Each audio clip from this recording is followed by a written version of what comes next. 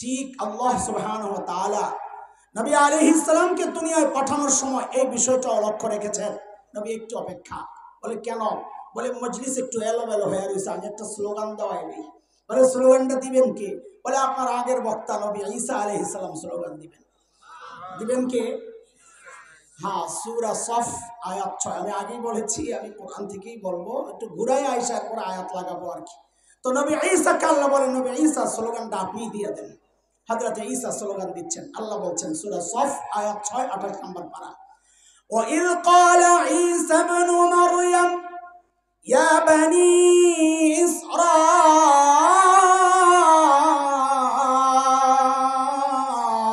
إسرائيل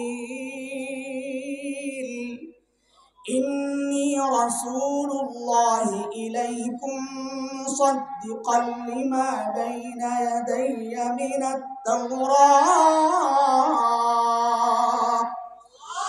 ومبشرا برسول يأتي من بعد اسمه أحمد। ও বনি ইসরাইল শুনো, এতদিন তো আমি ওয়াজ করছি, এখন প্রধান বক্তা আসতেছে আমার পরে, মিন বাদি ইসমুহু আহমদ, সুসংবাদ গ্রহণ করো। হযরতে ঈসার বক্তব্যের মূল পয়েন্ট ছিল দুইটা। বলেন তো কয়টা? খুব খেয়াল করেন, আমি আস্তে আস্তে ধীরে ধীরে কিন্তু আমার মূল জায়গায় হঠাৎ করে ঢুকে যাবো, ইঞ্জেকশন হঠাৎ দিয়ে দেবো, আগের থেকে খেয়াল করতে থাকেন। হযরতে ঈসার প্রথম বক্তব্য, এই বক্তব্য সবাই মুখস্থ করবেন আমার সাথে। বাংলাদেশের বহু ফিতনার মূলে এই বক্তব্য না বোঝা, এই জন্যে আমরা গোড়া থেকে আপনাদেরকে একটু বোঝাতে চাই। আমি বিশেষ করে মাদ্রাসার ছাত্রদেরকে বলবো, গোড়া থেকে একটু বুঝো ভাই, নিজেও বুঝো, মানুষকেও বুঝাও, গোড়া থেকে বুঝো, ভাষা বোঝার দরকার নেই। হযরত ঈসার বক্তব্যের মূল পয়েন্ট কয়টা? নাম্বার 1, ও বনি ইসরাইল ইন্নী রাসূলুল্লাহি ইলাইকুম।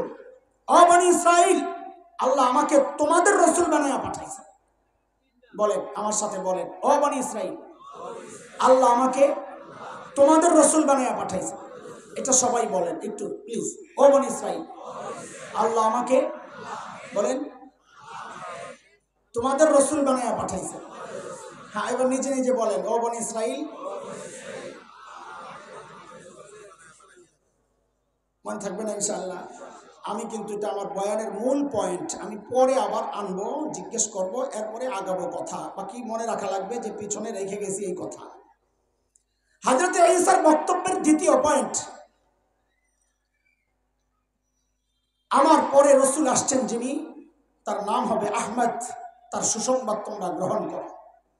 ওই যে বলেছি আল্লাহ আমার নবীকে যা দিছেন সব সেরা সেরা জিনিস দিয়া সাজায়া পাঠাইছেন। নাম দিছেন তো দুইটা সেরা নাম, আমার নবীর এক নাম আহমদ, আরেক নাম মুহাম্মদ। আহমদ মানে সবচেয়ে বেশি প্রশংসাকারী, মাকামে মাহমুদে আল্লাহর নবী আল্লাহ তাআলার এমন শব্দ, এমন প্রশংসা করবেন, নবী বলেন এমন প্রশংসা আর কেউ কোনোদিন করে নাই, করবেও না। আমার নবীর আরেক নাম মুহাম্মদ, মুহাম্মদ মানে সবচেয়ে বেশি প্রশংসিত। আরে কি নাম রাখছেন আল্লাহ! কাফেররা বসে বসে মশওয়ারা করে বাজারে হাটে ঘাটে ঘুরে বলে যায়, মানুষকে বলে, ওই যে মুহাম্মদ আছে না, খারাপ মানুষ, এর কাছে যাইও না। তো মানুষ জিজ্ঞেস করে মুহাম্মদ মানে কি সবচেয়ে বেশি? আমার কাছে না এটা আরবি আরবি লাগে, কিন্তু যারা আরবি বলে তাদের তো এটা ভাষা। তো মানুষ বলে, আরে যিনি সবচেয়ে বেশি প্রশংসিত এই লোক আবার খারাপ হয় কেমনে? কি বলো, লাগছে নি ভেজাল? আল্লাহ কি নাম রাখিয়া দিছে? তাই সব পরামর্শ বসছে, এই নামে বদনাম করা যাবে না, নাম পাল্টা। এই যুগের পান্ডাগুলো হইলে বলতো কি নাম রাখবি? বলে তেতুল হুজুর দিয়া। তো ওই যুগের পান্ডারা বলে না না, নাম রাখ মুজাম্মাম। কি নাম? নাউজুবিল্লাহ। সবচেয়ে বেশি নিন্দিত।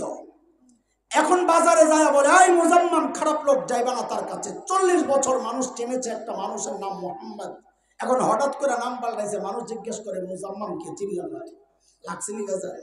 আল্লাহু আকবার। সারা জিন্দেগি আমার নবীর বদনাম আপনি করবেন করবেন করবেন, দিন শেষে জিজ্ঞেস করা হবে, এরে তুমি কার বদনাম করতেছো? বলে যিনি সবচেয়ে বেশি প্রশংসিত। বলে তোর মাথা ঠিক আছে? আল্লাহু আকবার বলেন।